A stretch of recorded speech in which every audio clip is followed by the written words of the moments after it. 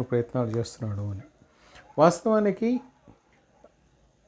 గ్జీపింగ్ ఇప్పుడు అధ్యక్షుడు ఎవరైతే ఉన్నారో ఆయన పార్టీని టోటల్గా కంట్రోల్ చేసుకునే ప్రయత్నం చేస్తున్నాడు. That's what the reports say. ఇవాళ టైమ్స్ ఆఫ్ ఇండియాలో ఒక మంచి కథనం వచ్చింది.